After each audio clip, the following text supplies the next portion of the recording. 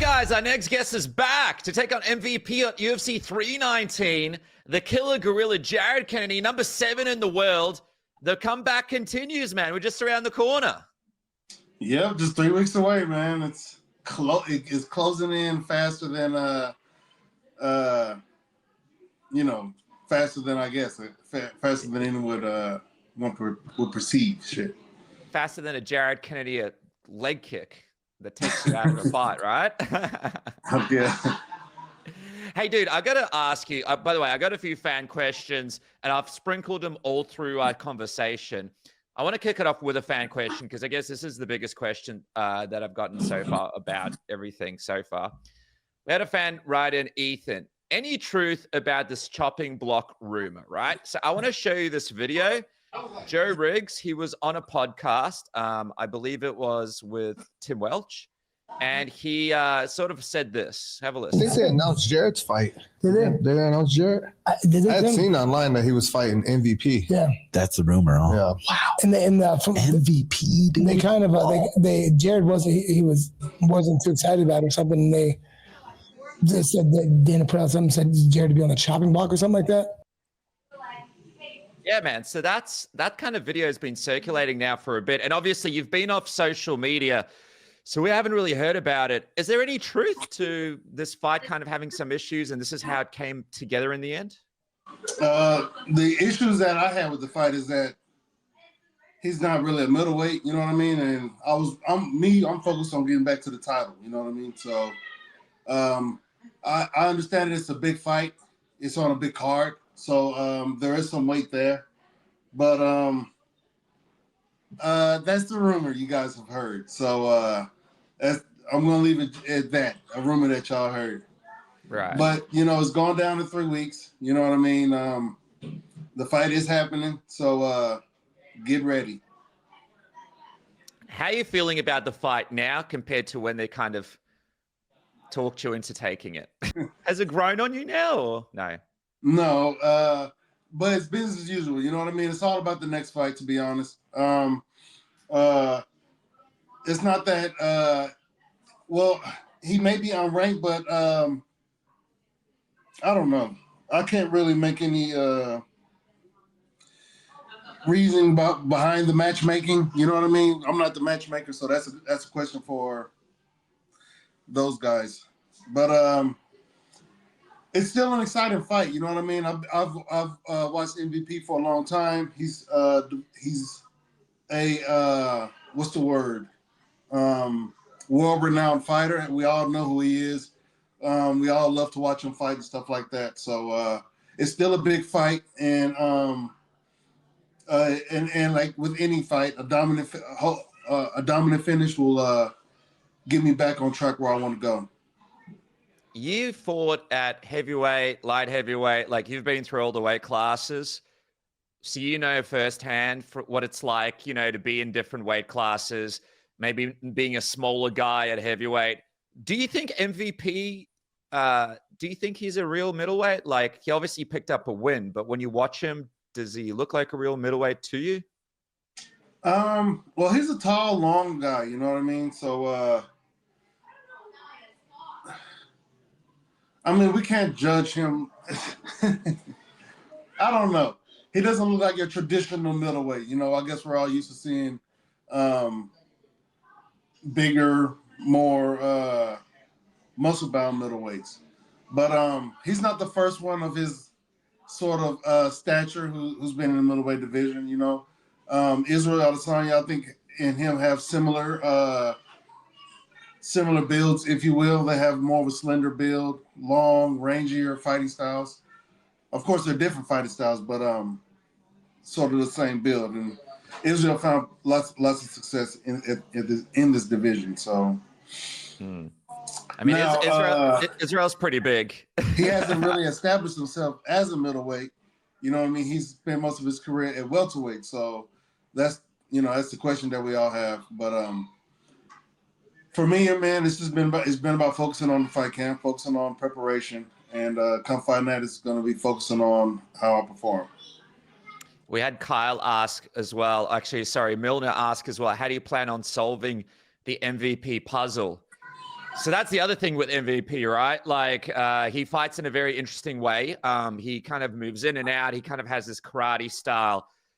Different to Israel Adesanya, but similar in the way that it's like you got to prepare for his style. And you got to sort of, it's a, like, what's the key here, you think, in the preparation to taking on a guy like MVP for you? Well, it's a lot. I don't want to show my hand here, but give us a little taste. Come on. Pressure, definitely. It's going to have to be. That's my style anyway. I put pressure on. I engage in the fight, and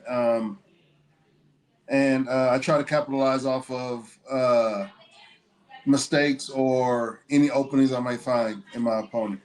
So it's going to be no different here. I'm going to try to go in there and try to be better than I was before, be more, what's the word? Be better than I was before. So,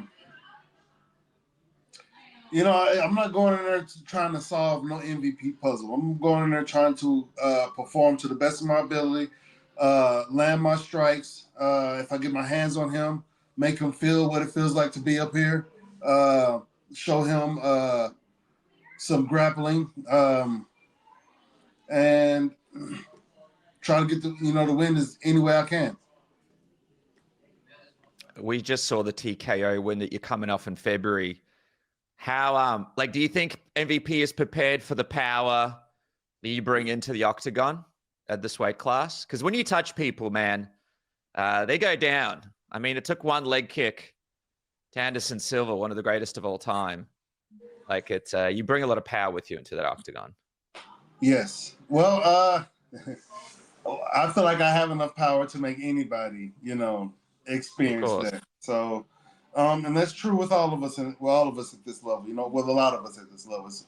But yeah, I do want to make him feel the power. You know what I mean? Whether it be a striking situation or a grappling situation, or yeah. So I feel like that's definitely going to be one where his speed is going to be his advantage. Power will be my advantage. Not to say speed is my disadvantage. Not to say that I'm slow or anything, but I feel like I'm definitely going to be fast enough when it comes time, when I have my opponent in front of me. And just like I do with any of my opponents, I want to neutralize anything that he does or that he intends on doing. I want to get busy first. I need to get busy first.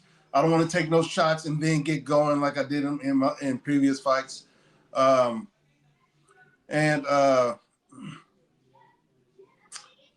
just go in there and perform to the best of my ability. Stay focused as much as possible, and come out with the victory. Just the grappling part of it. I know he's copped a lot of hate for his grappling. What are you expecting from him when you get your hands around him, when you guys start exchanging in the grappling exchanges? Well, what do I expect? I don't really have any expectations from him. Again, the focus is always on what I want to do. So how he responds to that will be up to him. How he acts in those positions will be up to him. But I'm going to be busy in those positions my damn self. I'm not going to be in those positions seeing how he's feeling or thinking about what he wants to do next. I'm going to be busy getting down and dirty, trying to put it into this fight. By the way, man, who did you want to fight? Like, did you have anyone in the division you would have preferred to be fighting right now? Ranked middleweights. A more clear path to the title is all I wanted. You know what I mean? Yeah. Not that I'm complaining about the fight that I have, because like I said, it's a big fight on a big card. You know what I mean? I don't want to sound like I'm complaining, but this isn't the top of my list of fights as far as this point in my career. This may very well be my last contract with the UFC. Everybody seems to write me off as if I'm old. So But I plan on performing. I plan on getting better. I plan on keep on doing what I do, and showing and proving that I'm still capable of competing at the very top, at the very highest level. And I only have 4 more fights to show and prove that. So I would like to get the title in that time. You know, I know that it's possible. I feel that it's possible. So, you know, we can always hope and dream and try to negotiate what we want. But this is where I am now. So I'm going to make the most of it. I'm going to go in there and at the very least take it out on MVP and Spike. Show the UFC, like, hey, what are you guys thinking? Hey, I'll show you guys. Yeah, you go to the octagon and you like point at Dana. I told you this was the wrong matchup afterwards. It's the wrong matchup. Personally, it's not the one that I want. It's a good matchup. I'm excited about the fight. It's a strange matchup. Let's just be honest about it. It's a strange matchup. No one expected it. If you want to argue semantics, but as a martial artist myself, for me, it's a good matchup. You know, I've watched this guy for forever and a day, since before I was in the UFC. And for you me, used to the watch his idea of fights fighting, in Bellator? Huh? Yeah. Yeah. The idea of fighting someone who does the things that he does is exciting to me. You know what I mean? That's a challenge to me. I'm gonna go in there and shut all that shit down. Cause when faced with the killer gorilla, we don't play that. It ain't no games. I'm not scared. I'm not running or skirting around the other guy waiting for you to do something real flashy. I'm in your face. I'm in your grill. I'm on your ass. And that's what you're gonna have to deal with. Now, if he can do that stuff in the midst of all that chaos, good on him. You know what I mean? The same that shit goes for any opponent in there. So that's the fucking that's the name of the sport. That's the I don't like to say the game we play because it ain't a game, but that's the game we fucking play. What did you make of Paulo Costa, by the way? He's going to be there at your fight. He's going to be trying to get this title shot. What was your reaction to him saying he wants Khamzat next after he picked up this win just the other weekend? I didn't hear that. To be honest, I didn't see. He fought on the pay-per-view, right? The was it 318? Yeah, he fought on 318. He was able to pick up the win. Yeah, I didn't see the pay-per-view, so I didn't see the fight. I didn't see his fight. I went to the gym. I had to go work out. I think I heard some snippets of him wanting to fight Khamzat. Well, I mean, good for him. Didn't he have a chance to fight him or something like that, and he couldn't make it? They were supposed to fight each other a number of times. It didn't come together. Yeah, but I mean, yeah, I don't really think. Me personally, I don't think and concern myself with what other people say, think, and feel. You know what I mean? So, you know, celebrities say shit all the time. I don't really give it any thought or consideration. The reason why I bring it up, though, you've never fought Paulo Costa before. You reckon, man? You and Paulo Costa, that's a hot fight. Like, that gets you where you want to go. He is ranked, right? Yeah. I think he's ranked 12, though, huh? He's ranked 12, yeah. But in terms of fan perception and you know what I mean, it's a fight. Actually, than that. Honestly, it's a fight that had been potentially made. I think actually there was talks. They were trying to make that fight with me, but it was too early. I was too early coming off of a surgery, and that's when they made the Vittori fight. I believe is how that went down. Mm-hmm. So yeah, there was a point in time where I was where they had offered me a fight with him, but again, it's the reason why you asked me that question at the beginning of the show. You know what I mean? Do I want to fight? Who do I want to fight now? I want to fight the fighter that gets me closer to the title. You know what I mean? So that's what I want. At rank number 7, you know what I mean? Yeah, that's all I want. You know what I mean? So as long as there's a clear road to the title, not a clear road to limbo until, you know what I mean? So I know. I have it's just the opportunity I'm trying to earn for myself. It's not that I want them to give me anything, but I want the opportunity to earn that shit. That's what I want. So that's it. I got one more name for you, Israel Adesanya. He wants to fight Sean Strickland, but it looks like Sean Strickland might be suspended because he ran into the cage and punched that police officer after his fight. What if that's the name that lands on your desk? A rematch with Izzy after a win over MVP. That's the name that could get me closer to the title. But I don't think that's a rematch that the world wants to see again. There's going to be all kinds of, you know what I mean, panties in a twist about that if that ever happened. So, you know, I'll leave it to the ether. If it comes across, then we'll deal with it then, you know. So I have no objections with fighting people. Of course, you see me fighting MVP,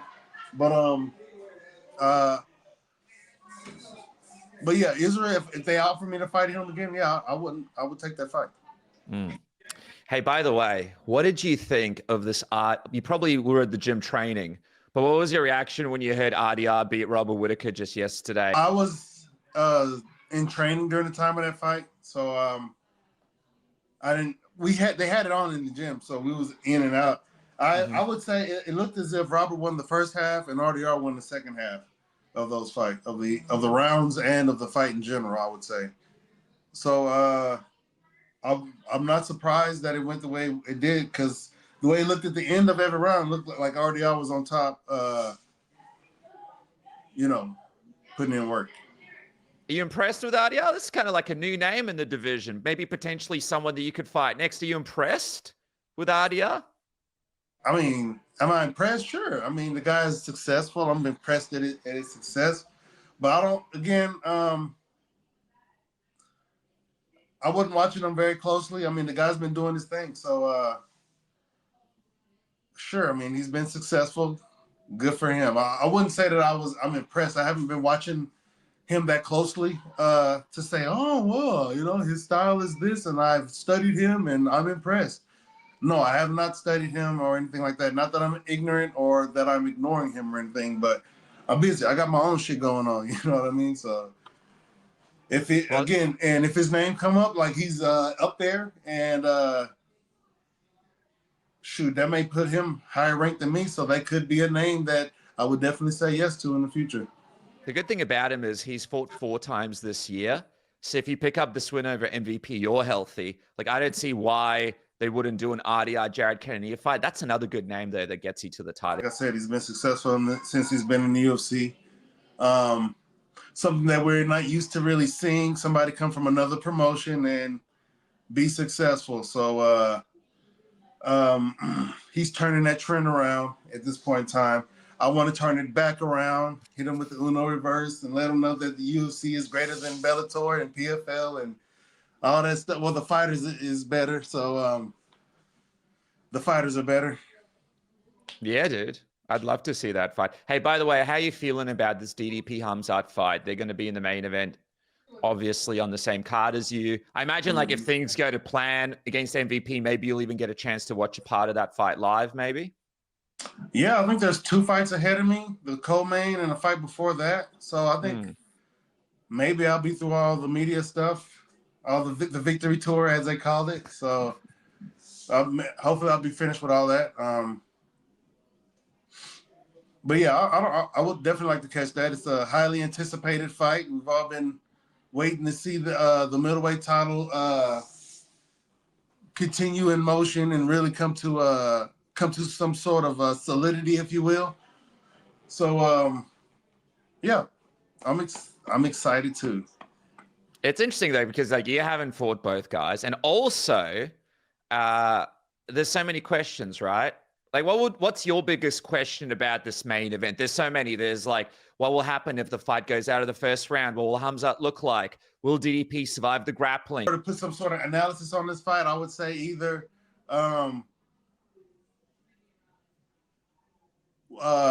if Khamzat is going to try to wrestle, he's going to utilize wrestling. One, you don't want to get knocked out, and every fight starts on the feet, but he's going to utilize his wrestling. So I think as long as DDP can harness that chaotic thing that he has, create some chaos and come out victorious, then he can either defend off his takedowns and then put pressure onto a exhausted Khamzat, or Khamzat is successful and we get a 1-rounder or something like that. I thought you were going to be the co-main event, but that's good because you get the extra time after that to kind of enjoy the main event, I guess. Yeah, I think there's been a few fights they've They added Pico and Lorne Murphy, right? Yeah. So those ones were made after me. So I think at first I was in the position to be co-main, and then they put these two fights came out. So yeah, awesome. It's a really good card. So it's good to be on a pay-per-view. It's pretty cool to be in an arena again on a big card pay-per-view, and